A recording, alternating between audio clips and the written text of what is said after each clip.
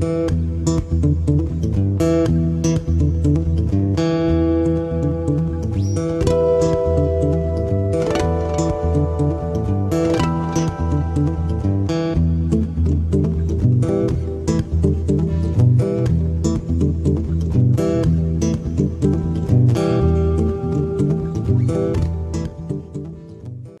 to Music with Purpose. I'd like to present to you Darn It All. We don't watch her school. We don't watch her bachelor's degree. We just wanna make music when we're 60. When we're 60. We don't watch her job.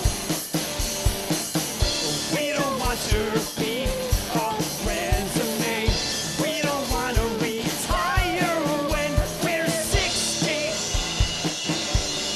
When we're 60. Dropouts and roustabouts, we got feelings too. Sometimes even more than you. Bohemians and musicians surely pay their dues, working for what you consume.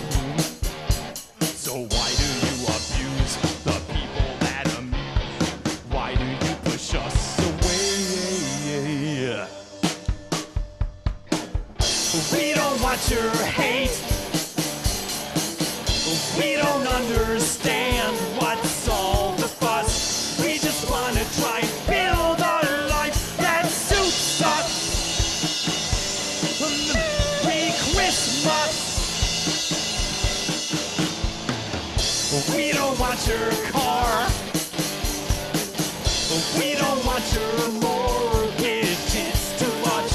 We just wanna try and find some fans who'll miss us. Will you miss us? Don't call us lazy when we've worked for free so many years. We've sacrificed everything just so you can sing our songs. We don't watch her school. We don't understand what's all the fuss. We just wanna try and build a life that suits us. We don't watch her job. We don't watch her bachelor's degree. We just wanna make music when we're 60. When we're 60. When we're 60. When we're 60. Yeah! Well, thanks for that first song. I really liked it, and you were quite energetic there. Oh, thank you. Thanks. So let's talk about the way you started out. Obviously, you met in Kiev. Yes. We did, yeah. Okay, so you were performing at the time I was as a solo artist. At as the a time. solo artist. And so Yeah. explain the story a little bit. Yeah, I was touring around Europe. I was still in Sweden at the time, and I wanted to be on the road, and I had a band that wasn't very active, you could say, as flaky most musicians are. Ended up doing a few shows in Ukraine. She came to one of them. She had seen a YouTube video of mine performing solo, and thought it was really. Chugged my socks off on the video. I gotta go see him. It was pulling my same antics that you may have seen here. And she came to the show. I used to bring people up on stage, and I've always especially as a solo artist, and even as a duo, you like to make the show as big and interactive as possible, just to attract attention. And so I'm not a drinker. I would get all these beer tickets. That would be part of your pay, especially in Europe. And I would raffle off. I'd bring people up on stage and have them compete in embarrassing contests in order to win beer. And I would always try to pick out, as soon as I got in the door, either a cute girl or someone who just really looked like they would be very embarrassing on stage. And she seemed to fill both quotas. Yeah. And I brought her up on stage. She do you want to take over from there, or? Well, I just embarrassed myself, just like he wanted me to do. It was a yodel. It was a yodeling contest, and I would do the yodel, play guitar, stop, and it was her turn to yodel. And yodeling is not a concept in Ukraine, so I've never really known how to do that. And I just froze in front of the mic. I think he gave me 3 tries, and 3 times he's like, go, and then froze. And everyone laughed. I was all embarrassed, Yeah. running off the stage. And I remember I had that little quip too, because at the time you're with your ex, right? Mhm. But they were on the way out. Lucky for me. And I asked him like, is she this quiet in bed? And that was the punchline to her getting off the stage, and and everyone applauding her. But we had a chemistry from the beginning. As soon as Yeah, but then you went home, I went home to Sweden, and you had a long distance kind of a thing going on. Yeah, 15 months. But then there was a war. Well, the yeah. war came later, Well, down the road, yeah. Yeah, it was brewing while we were there, and right after we Yeah. left, it broke out into There the were headlines 2 and everything. revolutions Yeah, before that. Okay. Yeah. So, but then So- obviously you couldn't stay there, so you go to Mexico. yeah. Yes. And Well, the main reason, because we didn't know how serious the war was going to be at that time. Like it was still kind of But nobody Yeah. thought it was gonna end up in a war. Yeah. We just thought, well, all right, people will come out, demonstrate, go home. Our main thing was we were not legally allowed to be in the same other's country, countries. each other's countries, for more than a small Yeah. period of time. So we kept having to travel back and forth. And then Mexico was a place where we could be for 6 months, visa free, together. And so that bought us a lot of time to spend together. but where did the music start? The In- 2 of you playing music together. Belize. Because you were a solo artist and you were a non-yodeler. Yeah, So not there, nothing. and now you're a drummer. yeah. How Belize. did I get here? Belize. We had my ex-guitarist in Sweden. We were working long distance. He on some electronic music, and we're sending it back and forth. And then we wanted to put some vocals on, and I wanted to use her for some vocals. And it just started out as kind of speaking in her much thicker back then Russian accent. And we mixed it in, and we made a few songs, and then we had her do some type of singing, and then it just kind of, and then we went back to Mexico. We were on a ranch, we had a little studio, and then we started experimenting. She started learning a little bass, and started singing a little, experiment, with some octaves. Yeah, I guess Mexico would be the place when I picked up the bass, and I'm like, all right, I'm gonna be a musician now. I don't know anything about music. I don't know any theory. I don't know anything. And he just Yeah. believed in me. But she had a golden ear, because her father, actually, when she was a small child, would always make her compare stereo speakers and CDs, and move it around the room. And where does it sound better? Does it sound better here? Does it sound better Yeah, there? he's He'd an mess with the EQ. audiophile, Yeah. And so he kind of trained my ear to hear. So I was amazed. Non-musician, she has a better ear than I do when it comes to the studio. She doesn't know how to move all the knobs. I have to do that, but her ear is like very, very sharp. Well, because as a of that. drummer, are you participating in the arrangements now? Because it seems like you would be. Or do you write all the parts and then he she plays writes. all the parts? So far, there's a couple songs you've I'm put some parts starting in. to put in my 5 cents in there. Yeah. But yeah, it's only been a little bit over a year since I started playing drums. Yeah. So in the beginning, he's the drummer, so he wrote everything and taught me how things work and the Yeah. arrangements and everything. We actually, I had to, because when we realized we weren't going to, when she wanted to play bass originally, we were trying to find drummers and nothing was working out. And then I'm like, we had a tour booked, and I'm like, all right, well, we got to teach you drums. And so Because you can never find a drummer, I've learned. I wrote an entirely new set that was kind of, each song would be progressively more complicated than the next, to teach her all these fundamentals of drums. So it was an exciting and stressful time, as it has been. And then about a year and a half, or a little more than a year and a half, we got the concept of DarnItAll. And when the drummer didn't work out and she got on drums, everything just kind of clicked. And we actually understood Our the places. definition, our place, like what our value was. Because a lot of times as an artist, you don't know your value. You just do what you do, but then the audience kind of knows your value, and you're like, really, you liked that about me? That's what you think is amazing? It's like, all right, I guess I should do more of that. And what you have worked so hard on, you think is amazing, isn't very special. But so we found what was actually special about us once we got on stage and together, and especially when it was only going to be us two, and we didn't have to bring anyone else into the mix to I don't know, futz with the chemistry. So you say you booked the whole tour. Are you doing all the booking and all the arrangements all yourself? Yeah, that one we did for sure. We've had, oh no, well we had a little help on that tour. Yeah, from someone in Boston. Right, some booking agent. But yeah, we mostly we do all the shows ourselves. Now people just offer us shows, which is nice, and so that's we've gotten to that point where we booked so much and then said yes to so many things that now it's coming back to us. So we don't have to. Are you finding that you're able to make music your only profession, or you have to work a little bit of something on the side, an actual job? Art in general. Yeah. Well, you're a visual artist, obviously. Your drawings are all around the set here. Yeah. And you have a book that you've produced, but so that you...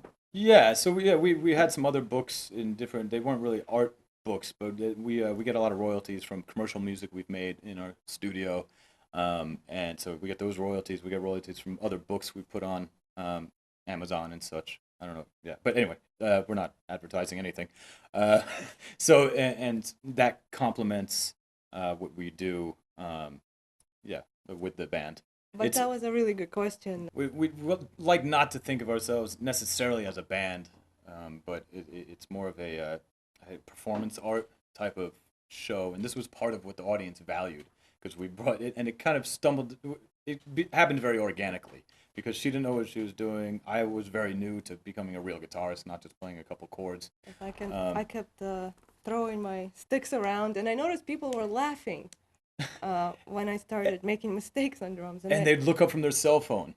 And then she'd yell at me, I'd yell at her, like we'd have these incidents, and so it became this soap opera. Yeah, and then all of a sudden everyone's participating, and I understood, wow, it's not just the music that you have to offer these days, it seems to me, personally, but more, because people, as you well know probably, music is oversaturated these days, and there's just way too many bands, way too much music, and a lot of musicians, I'll be honest, they don't really put in the effort of connecting with the people who came out to see them, or maybe just random people that happen to be at the bar. They don't really make an effort to grab their attention.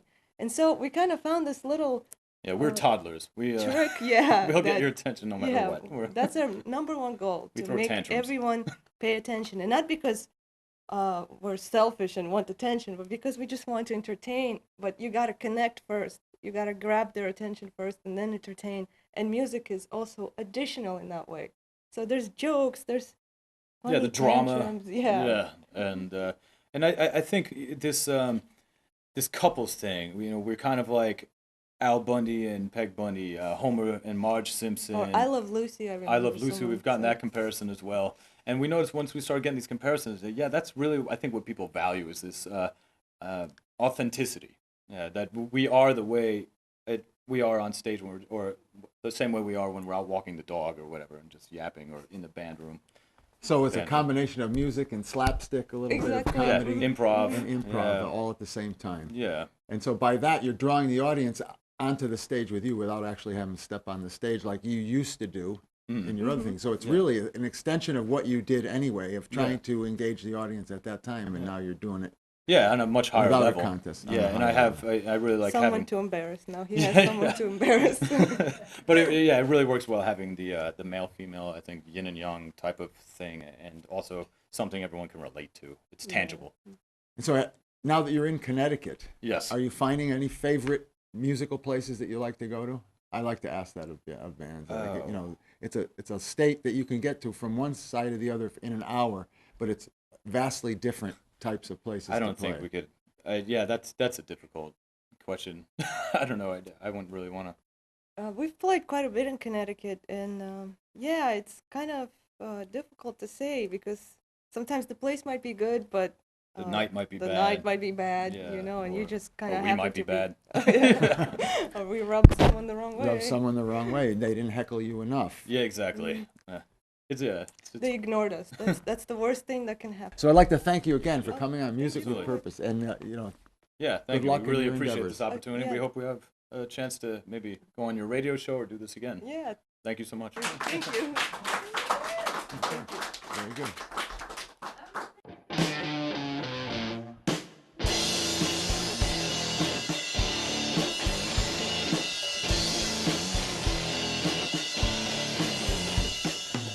Someday you'll thank me when your life is great and you're looking back upon a rich history of love. I might be with you, then again, I might be dead. All torn to pieces by the demons in your head. I'll call the exorcist and you can call a shrink. I'll go lie down and you can wake me up when it's over. 'Cause people really suck when you're sober. And down on your luck, getting older. And nothing's good enough now that you know her. So wake me up when it's over.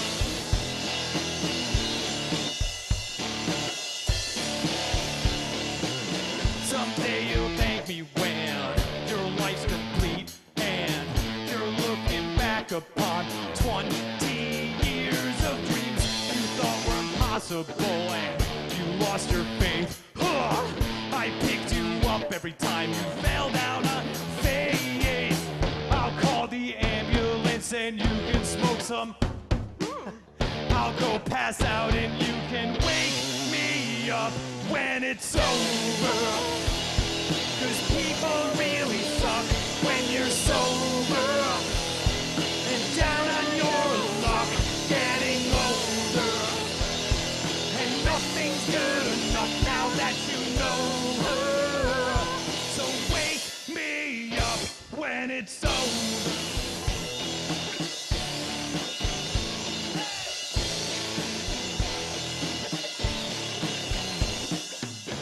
We've got some issues, but we're building something larger than life. Bruising the tissues that keep our hearts pumping through every fight.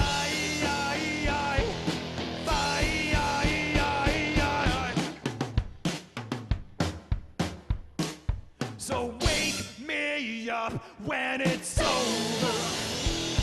'Cause people really suck when you're sober.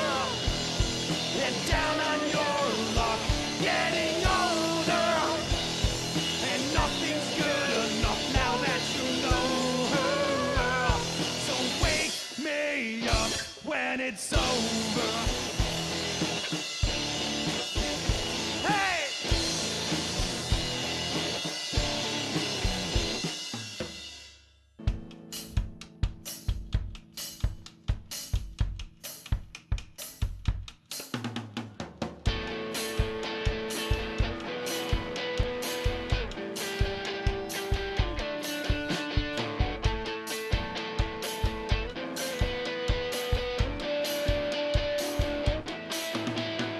I don't know where I belong in this world.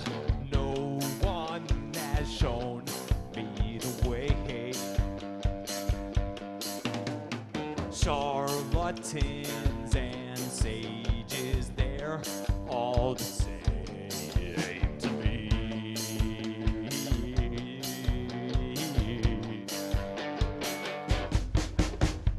I don't know why you do the things you do. Time has proved them a mistake. When will I learn self-sacrifice?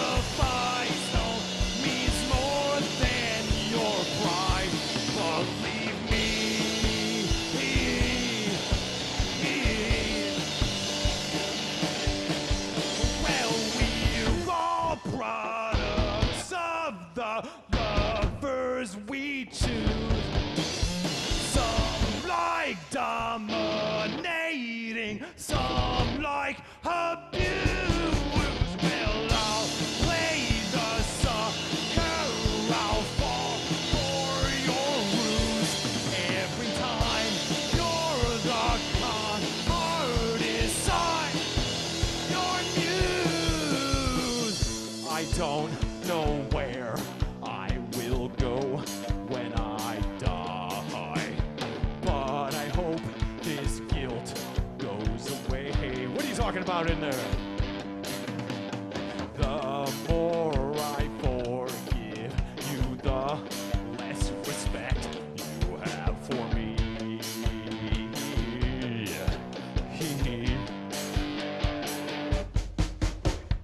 I don't know why I go on helping you. Time has proven a mistake. When will I learn self-sacrifice don't mean nothing to you? Not a thing.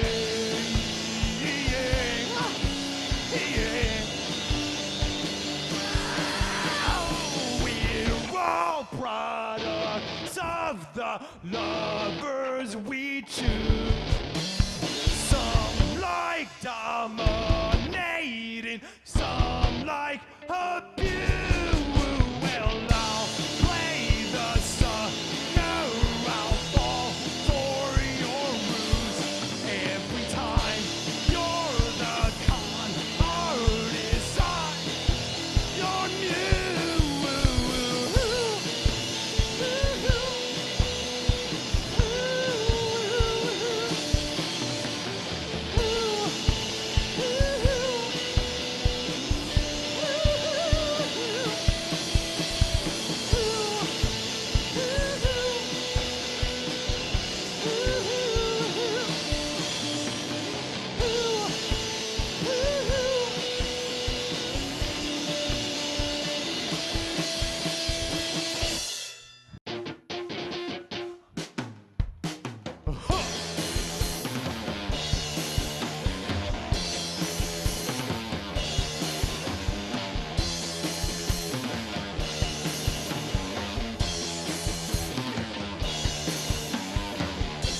Someday I will disappear and leave this all here for you to clean or doing what you please.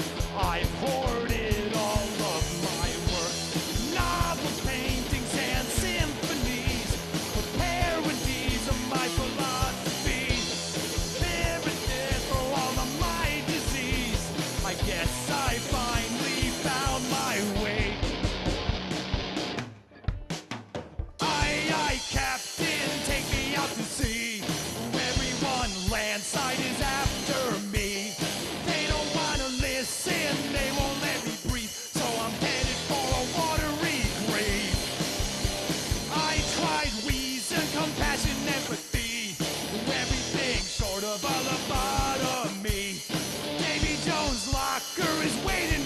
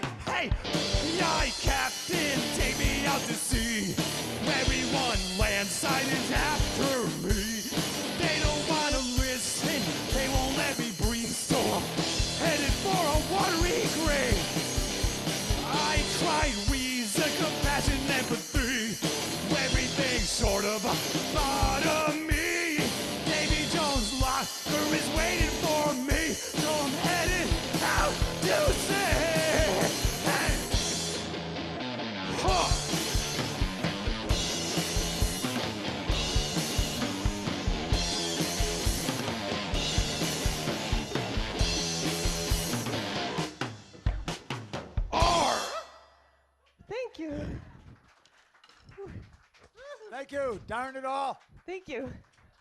Take a bow. We are Music with Purpose. Thank you.